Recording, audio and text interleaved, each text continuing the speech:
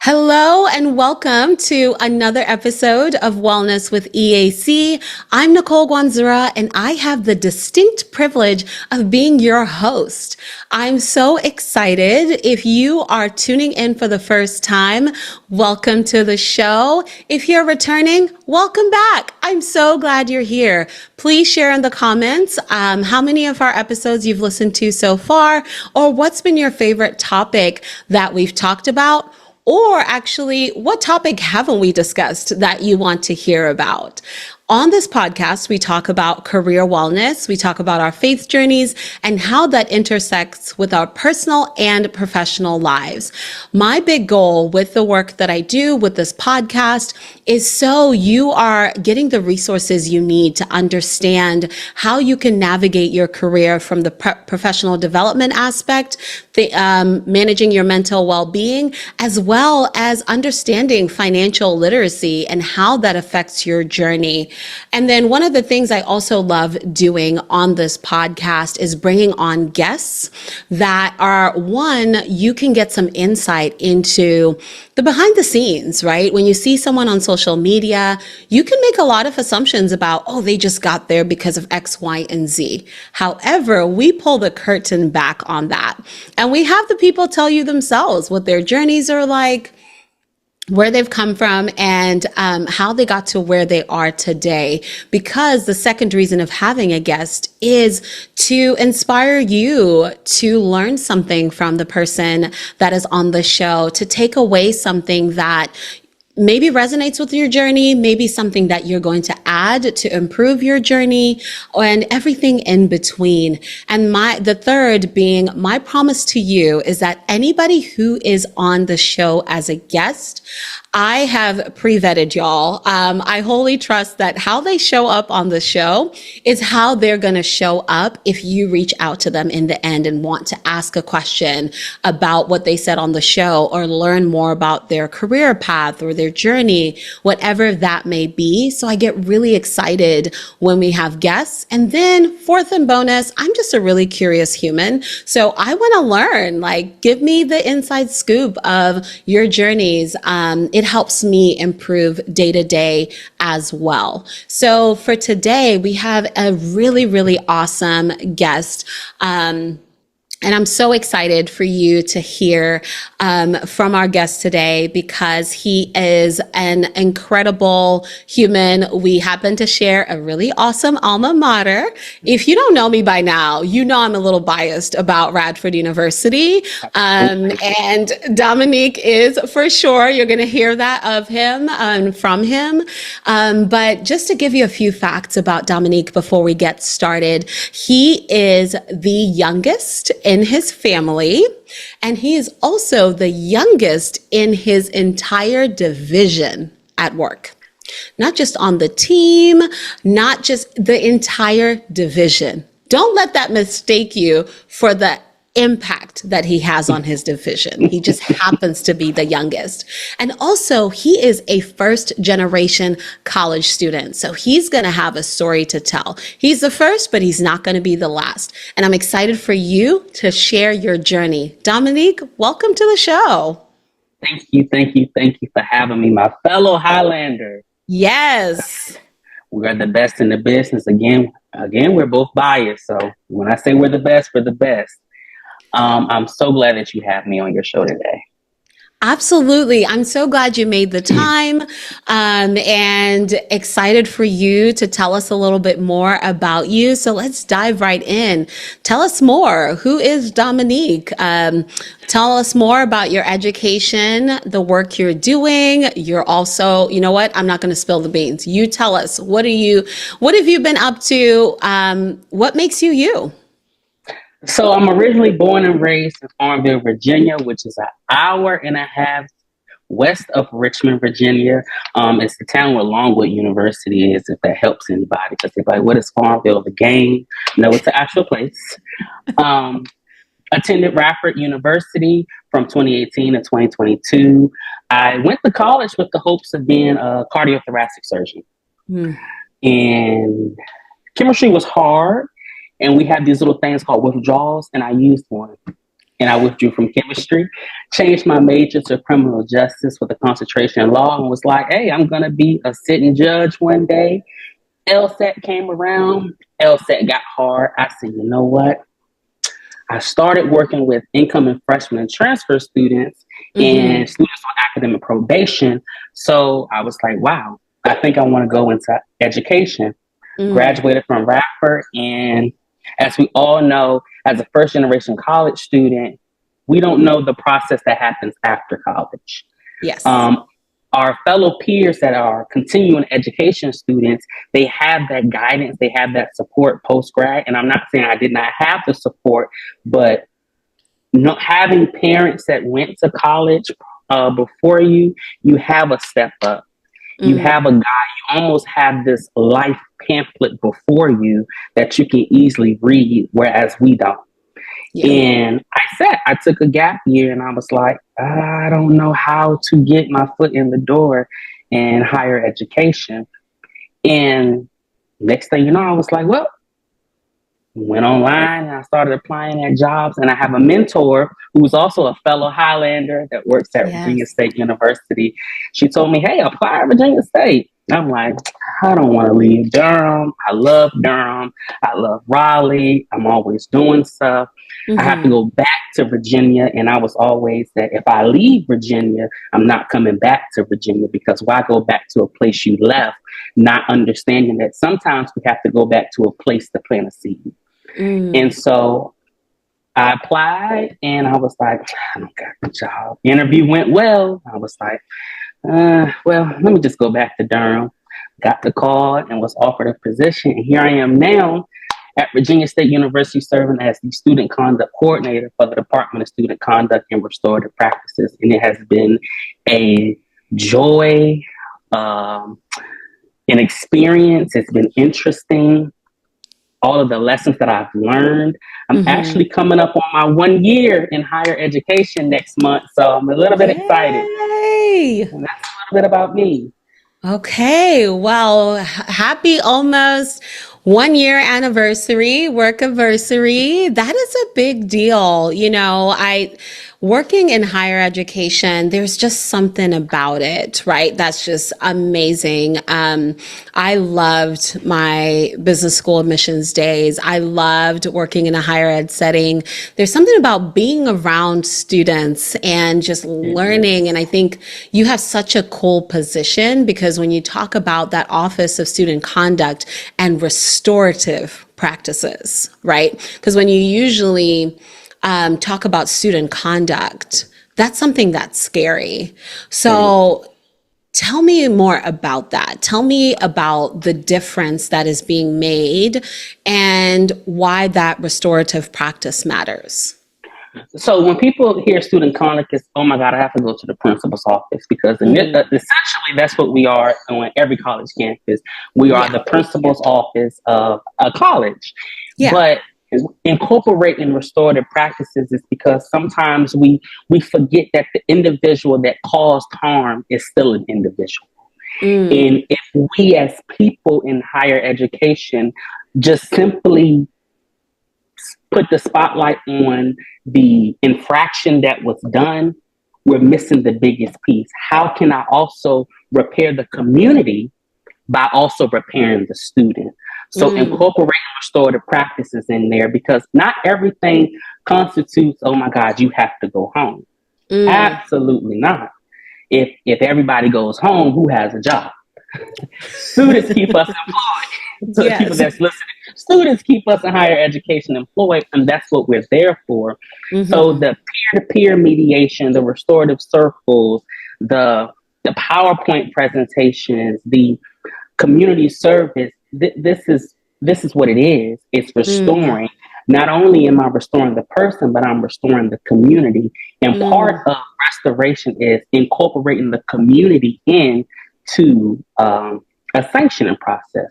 So that's why I love the fact that my department does student conduct and restorative practices, because it's like, oh my God, you're going to send my child home? No, I'm not. We love them, and we're going to love them, because it's almost as if parents, I'm dropping my child off in an unknown place.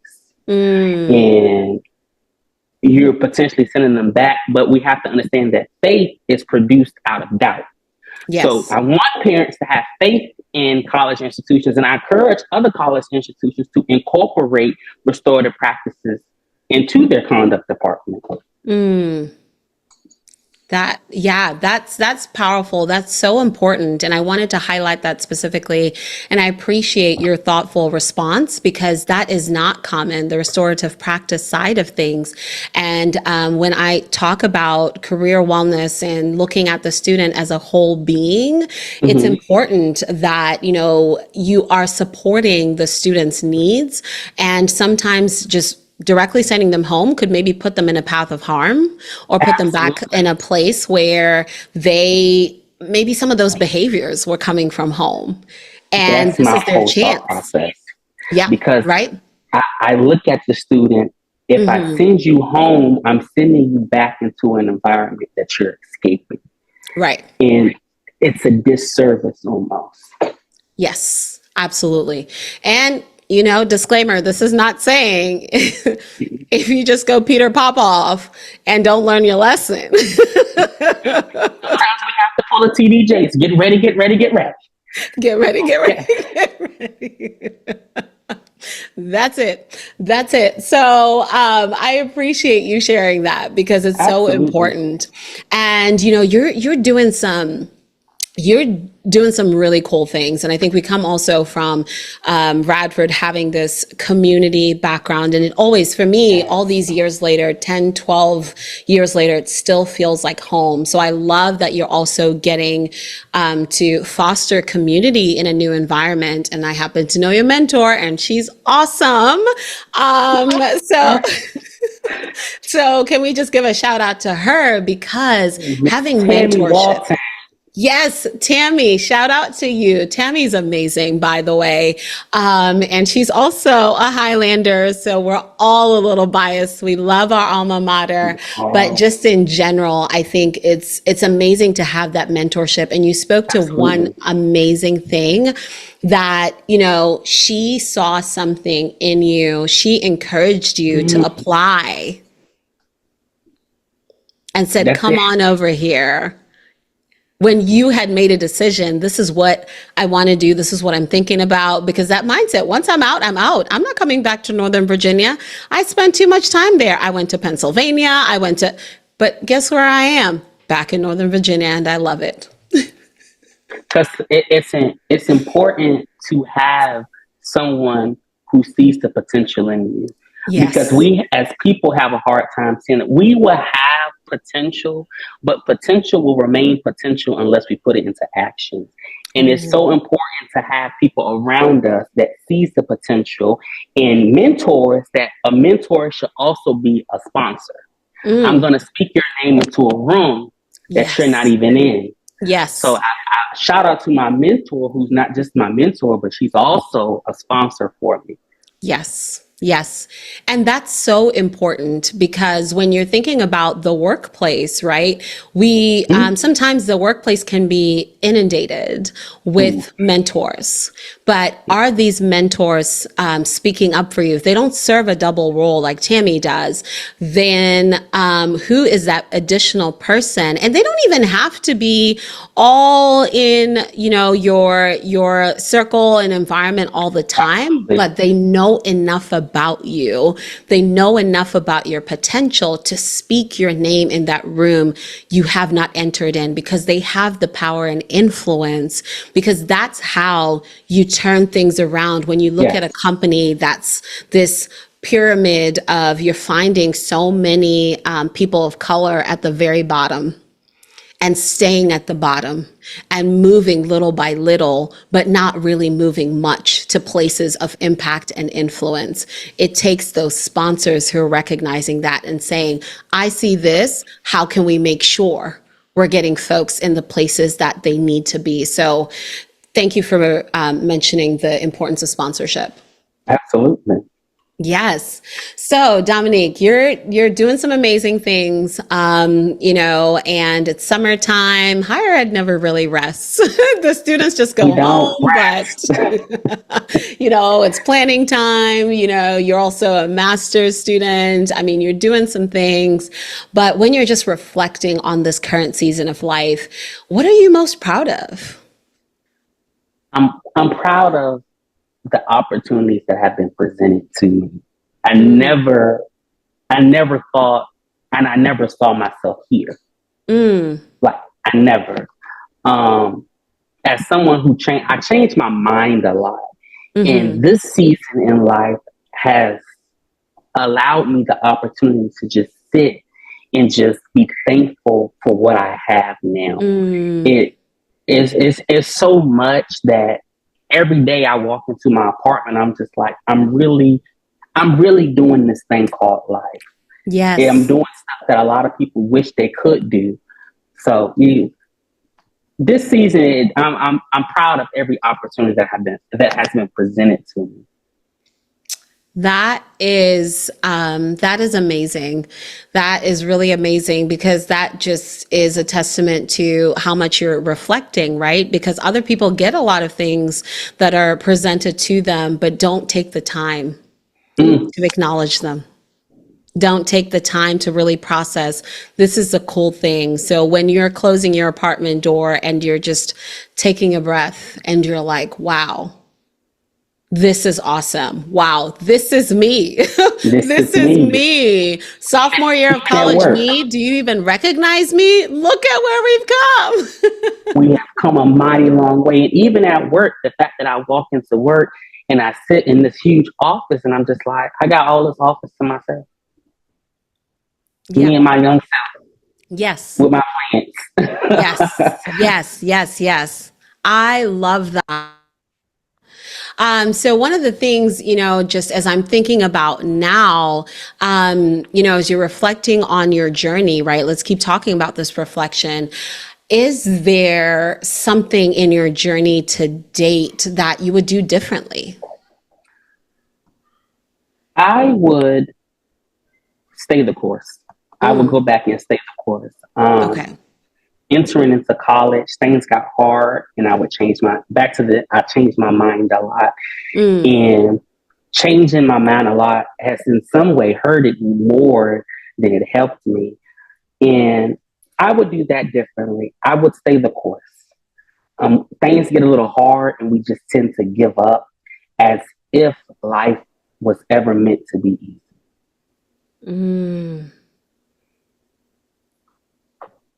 I And need you to say I that think again.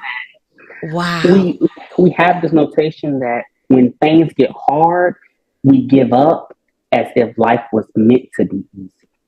Whew. And we retreat to areas where we are trying to find ease, and ease is nowhere. Trust me, I've been looking for it. It's nowhere. I would go back and say, you know what, Dom, it may be hard, but it's worth it. Yeah. And thankful to where I'm at today. Right. Changing my mind has helped me, Yes.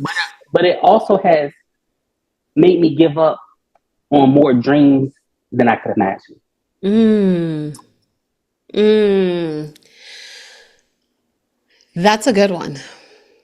That's a good one. I was talking to a friend earlier, and I was like, in this season of my life, I'm operating and walking in the way that God sees me,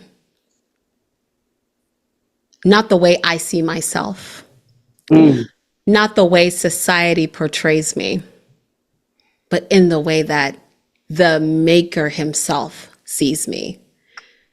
he sees me. Because then I'll stop playing games with myself. I was sitting the other day, and to the audience, I'm somebody that loves God. I love God through and through. He has brought Mm, me from a mighty long way. And I kept saying that I wanted so much more because He's given me a lot. yes. And I got selfish for a little minute and wanted more.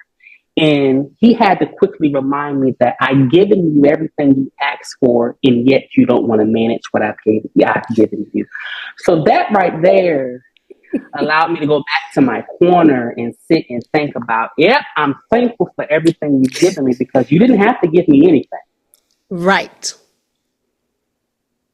Right. Because when you talk about the search for ease, when we're looking, it's a facade. If it's a lie from the father of lies himself. When you talk about this ease, when you talk about just gratitude, lack of gratitude, or just, okay, you've given me, so let me feel entitled real quick to all these extra things. Gimme, gimme, gimme, because I deserve it. But he wouldn't be a good God if he just gave it all the time, because a good parent disciplines their child. A good parent looks at you and says, hey, we're going to have to pause there. We have to I pause. need you to be Take a okay. breather. Be patient. Be patient. And also the other one, because I'm also in that season of seeing God in the everyday miracles. The Lord's Prayer said, give us this day our daily bread. Not for tomorrow. Today. For today, which means when you wake up, you're given your daily bread. And part of that means just waking up and being given another chance to do it again, because tomorrow was never promised. And the word says tomorrow has problems of its own. Matthew 6:34. That's what it says. Yes. Go ahead and reference that and run and tell that, because we fall for that facade many times. But because he's so gracious, he's so merciful, he's like, look, if you change your mind a few times, if you walked away from me a few times, but you come back. This is the beauty of a relationship. I think sometimes people look at God. Because right? we just simply forget that in Hebrews chapter 13, verse 8, he says that I'm the same God yesterday, today, and forevermore. And we have this notation that if I walk away, or if I get upset, or if I'm impatient, he's going to feel a certain kind of way. No, he's the same God that he was yesterday, that pulled you out of darkness, that's the one today, and the one that's going to give you glory on tomorrow. So, he's wonderful. He's wonderful. And he's not man that he should lie. So don't ever get his characteristics twisted for that person that hurt you. Yes and amen. Amen. But when we get those fulfillment, Proverbs 3:5-6, right? Yes, we're to love the Lord our God with all our heart, right?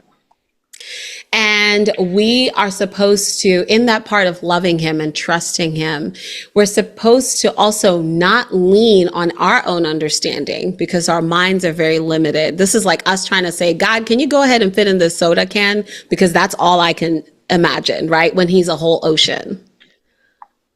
Lean not on your own understanding, right?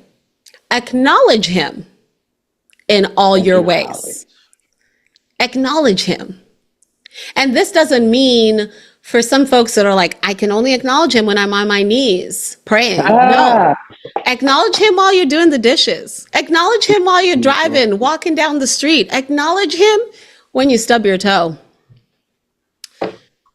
And he will make your path straight. I live by Isaiah 26:3. He'll keep you in perfect peace as long as your mind is stayed on him. And we have this.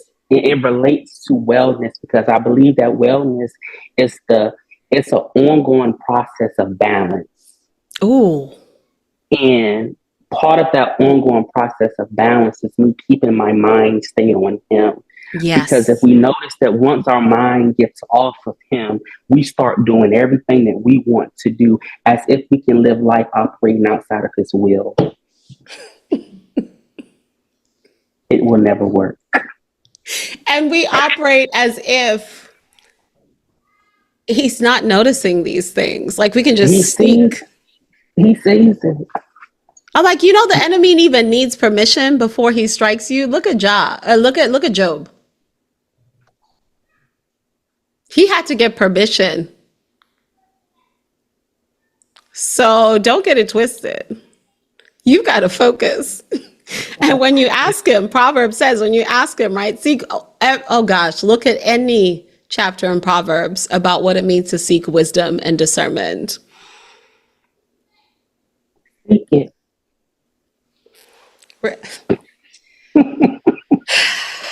You know what? Church services coming soon because we It's just coming want soon. to. The doors are always open. Coming soon. And I love that you also actually went and started to talk about what wellness is, you know? And I love that example. And I'm just, just really reflecting too through this conversation before we move into the last question of how people can connect with you. What advice do you have for you when you were a freshman, for you when you were trying to figure out what was next? Because there's so many of you and I that are still navigating their path right now. That advice would be understanding your intentions versus your impact. Mm. Your intentions will speak to your character, but your impact will speak to your actions. And my actions must always outweigh my intentions in purity. Yes. Yes. Oh, I need that on a t-shirt. I need that on one of these little index cards. I mean, that I need to just like blow that up and put it right here because that's it. Literally, actually, I need to add it. One of the things I've been doing is just trying to think about every day what kind of advice, right? Am I sharing out, but also what's the impact of that? So I love that you specifically talked about that because you'll see a lot of people when they get into fights about stuff, it's like, well, that wasn't my intent. That's something I tell my students all the time when I'm doing mediation is though your intentions was one thing, your impact spoke to something totally different. Yes. And we have to be mindful of that because, as always, actions are always going to speak louder than words. Yes. The Bible, his promises are yes and amen, but when he come through with it,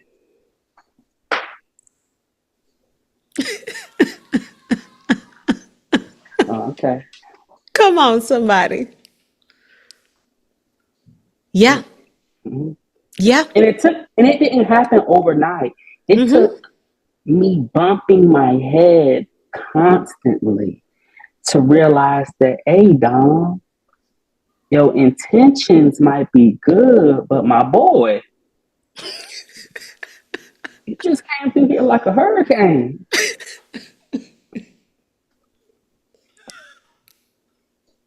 Yeah. Yeah. Sometimes you got to slow down and behave like still waters because he says, Psalm 23, he lays me down in still waters, but here we are still trying to stir it up. And lay down. Either you can lay down by choice or he'll lay you down.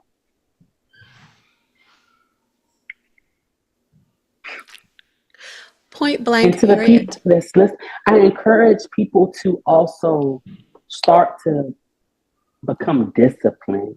And I understand that it hurt, and discipline comes with patience. And patience can sometimes mimic punishment when we don't know what discipline is. So we have to learn how to be patient because patience is a virtue. They say he may not come when you want him. He may not come when you want him. He'll be there on time, I promise you. Yes. Yes. He's not a God that sits in traffic. He controls it. So It is always, this is why, again, you got to look out for him in the everyday miracles, because when you're, what you just said about patience and punishment and how sometimes you can mix those up, because when you pray and you're saying, God, give me patience, he's not going to just dump, oh, here's a bucket full of patience. No, here's a circumstance, I'm an going to give you a bunch opportunity. of things. God, I want to be a millionaire. He's not going to give you $1 million. He's going to give you financial literacy. Yes. Yes. God, I want a bunch of new cars. Maybe he don't want to give you a new car. Maybe he wants you to be the dealership owner. And here we are trying to limit him because we know better, don't we? Because it's our will over his. Over Every time. his. Right. We always have it twisted and backwards. And then we get mad at God and people want to be like, if he's so good, why do you do that? He's not a genie. Don't treat him like that. He's a good God. And we live in a broken world. And in spite of that, he's still good.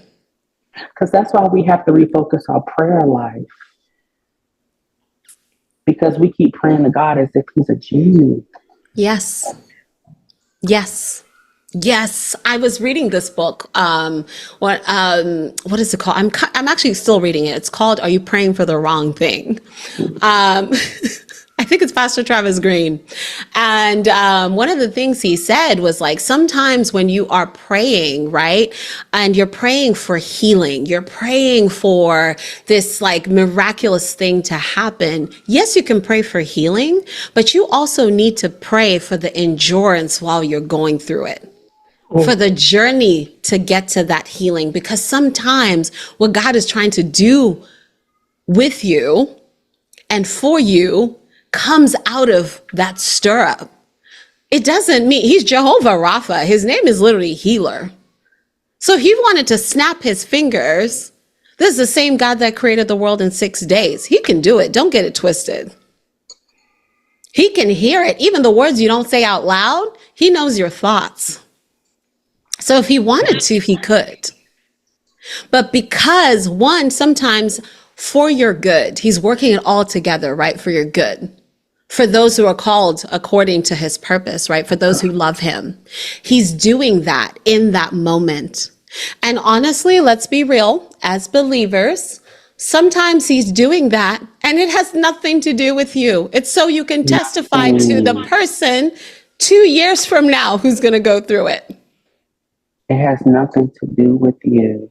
You are the wheel, and he's using 6 different, like 3 different continents to build the rest of the car. You're just a wheel. You might be the steering wheel, or you might be the wheel with the axle at the bottom. You might be a window. You might be the armrest. Yes. Or the cup holder. Or the cup holder. Because sometimes he wants to see how much you can hold, but whatever. You might be the blinker, and people forget to use that. Because do you know what a brake is? We just got questions.